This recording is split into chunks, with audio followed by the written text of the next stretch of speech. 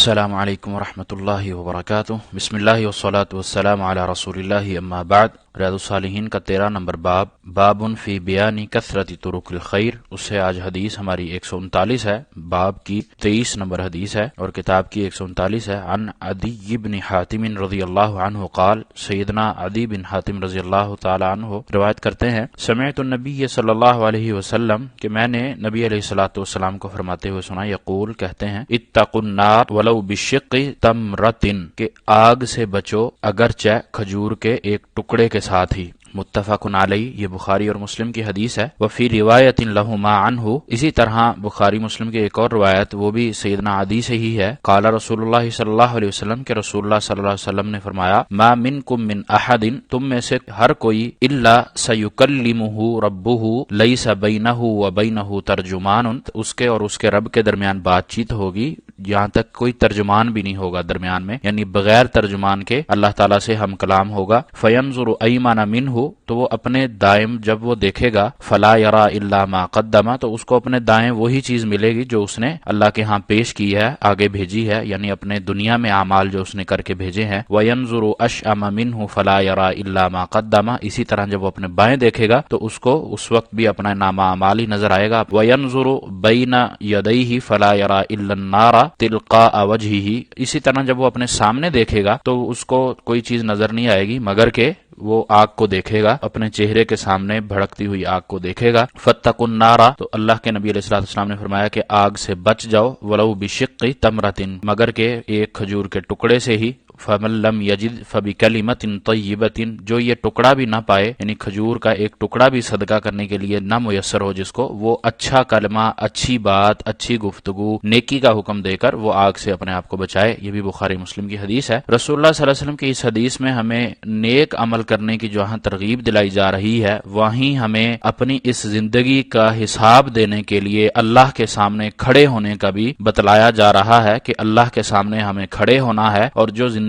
اللہ نے ہمیں یہ دی ہے اس کے بارے میں اللہ نے ہم سے سوال و جواب کرنا ہے۔ ہم نے جو یہاں اعمال کیے ہیں وہ اچھے ہیں یا برے ہیں، وہ دونوں صورتوں میں ایک ایک عمل لمحے لمحے کا، وہ خواہ ہم نے چھپ کر کیا ہو، اعلانیہ کیا ہو، حقوق اللہ کا ہو، حقوق العباد کا ہو، کسی بھی قسم کا ہو، وہ ہمارے سامنے ہوگا۔ اچھا عمل ہوگا تو دائیں ہوگا، برا ہوگا تو بائیں ہوگا، اور ان دونوں کے درمیان سامنے انسان کے جہنم کی آگ بھڑکتی ہوئی دکھائی جائے گی۔ تو یہ اللہ کے ہاں جا کر حساب کتاب انسان کو دینا ہے۔ اب یہ انسان کی، مسلمان کی، یا جو بھی مخلوق ہے جس کو اللہ نے صاحب عقل بنایا ہے، اب اس کی مرضی ہے کہ وہ اپنے لیے کون سے اعمال اللہ کے ہاں لے کر جاتا ہے، وہ کس چیز کو اللہ کے ہاں بھیجتا ہے جو اس کے کل کام آئے جب وہ اللہ کے سامنے کھڑا ہوگا، اور ڈائریکٹ اللہ سے وہ مخاطب ہوگا، اللہ اس سے مخاطب ہوں گے، بغیر کسی ترجمان کے، بغیر کسی نمائندہ کے، بغیر کسی ترجمہ کرنے والے کے۔ اس کو خود اپنے اعمال کا، اپنی زندگی کا، اللہ تعالیٰ کے کیے گئے سوالوں کا اس کو خود جواب دینا ہے۔ اللہ تعالیٰ ہمیں اس سخت گھڑی اور مشکل گھڑی سے ہمیں بچائے، اور سوالوں سے بھی ہمیں بچائے، ہمارے لیے آسانی پیدا کرے۔ یہ وہ دن، سخت ترین دن ہوگا جس وقت کوئی مدد کرنے والا نہیں ہوگا، یہاں تک کہ باپ بیٹے کی،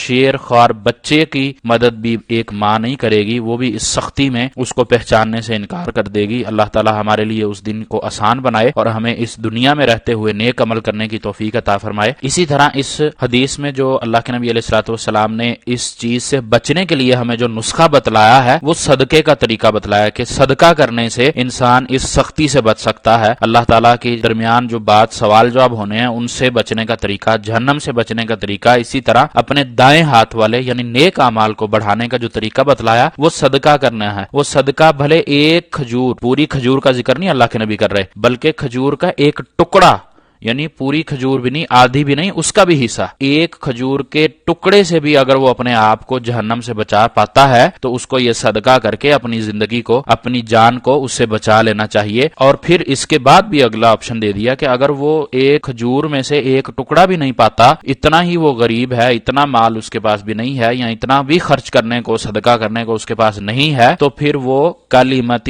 طیبۃ، اچھا کلمہ، اچھی بات کہے، اپنے اخلاق کو اچھا رکھے، اپنی گفتگو میں اچھائی لائے، نیکی کا حکم دے، برائی سے روکے، یہ تو ہر کسی انسان کے اختیار میں ہوتا ہے، اگرچہ وہ کسی کو کہہ سکتا ہے کسی کو نہیں کہہ سکتا، لیکن جس کو کہہ سکتا ہے اس تک وہ اپنی اچھی بات کو پہنچائے۔ اور اسی طرح جب اس سے کوئی عام بات کرنے کے لیے مخاطب ہوتا ہے تو اس سے وہ پیار سے، دھیمے لہجے سے، اچھے اخلاق سے، بڑوں کا ادب کرتے ہوئے، چھوٹوں کے ساتھ شفقت سے وہ بات کرے، گفتگو کرے، یہ بھی اس کا صدقہ ہے اور قیامت کے دن یہ اس کے نامہ اعمال میں جمع کیا جائے گا۔ اور اسی طرح صدقہ خیرات کی زیادہ سے زیادہ ترغیب ہمیں یہ حدیث دے رہی ہے، اپنے اعمال کا اضافہ کرنے کا ہمیں حکم دیا جا رہا ہے کہ انسان کے دائیں ہاتھ کے اعمال جتنے زیادہ ہوں گے اتنی ہی زیادہ اس کو اس دن آسانی ہوگی۔ اللہ تعالیٰ سے دعا ہے کہ اللہ تعالیٰ ہمارے لیے اس دن آسانیاں پیدا کرے، اس دن کی سختیوں سے ہمیں محفوظ رکھے، اس دن کی گرمی سے ہمیں محفوظ رکھے، اور جب ہم اللہ کے سامنے کھڑے ہوں تو اللہ تعالیٰ ہماری بخشش فرمائے اور ہمارے لیے آسانی کرتے ہوئے ہمیں اپنی جنت کے اعلیٰ مقام عطا فرمائے۔ وما توفیقی الا باللہ علیہ توکلت و الیہ انیب۔